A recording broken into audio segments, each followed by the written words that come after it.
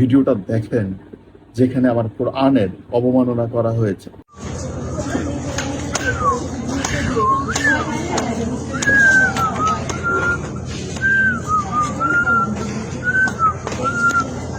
আসসালামু আলাইকুম। বর্তমান বিষয়গুলো ইসলামিক কেন্দ্রিক, সে বিষয়গুলোতে কথা বলতে চাই না, কারণ বয়সটা কম, রক্ত প্রচুর গরম।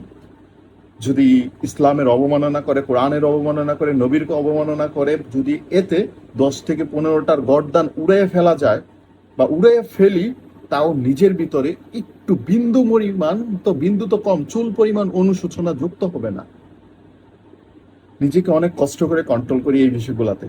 কিছুদিন আগে নর্থ সাউথের এক ইউনিভার্সিটির জারজের বাচ্চা, তাকে জঘন্যভাবে সম্মান করা হবে জারজের বাচ্চা বললে, কচু খেতে জন্ম দেওয়া, সেখানেও যদি বলি তাতেও তাকে একটা সম্মানসূচক বাক্য বলা হবে। তাকে আমি গালি দেওয়ার ভাষা হারিয়ে ফেলেছি। ভিডিওটা দেখেন যেখানে আমার কোরআনের অবমাননা করা হয়েছে।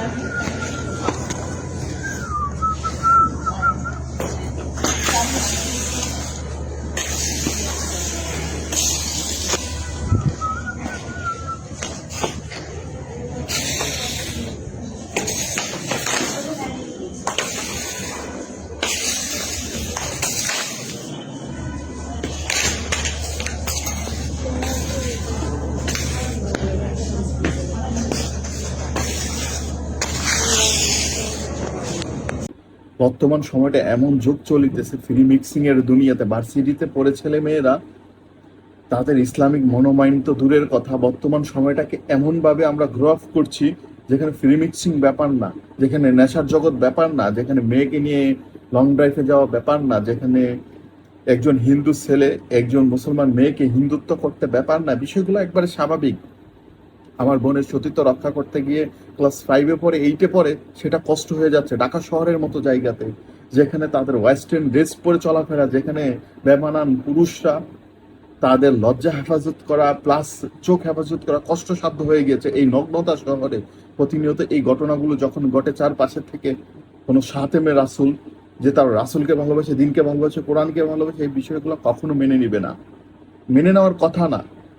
আমাদের প্রত্যেকের একটা লক্ষ্য আছে, সেই লক্ষ্যটাই হলো মুসলমান। আমরা নামে মুসলমান হলেও আমাদের এই আবেগের জায়গা কখনো কেউ ক্ষুণ্ণ করতে পারেনি, পারবেও না, ভবিষ্যতেও পারবে না।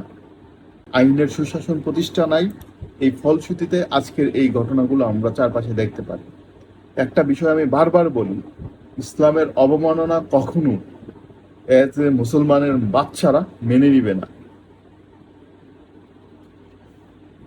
এই জারজের বাচ্চাকে যেখানে পাও জুতা পিটা করবে, যাতে জুতার পিটাতে সে আল্লাহর জমিনে নিঃশ্বাস নেওয়ার আগে আল্লাহর থেকে হুকুম নিতে হয় যে আল্লাহ আমি নিঃশ্বাস নেব কিনা। আল্লাহ হাফেজ।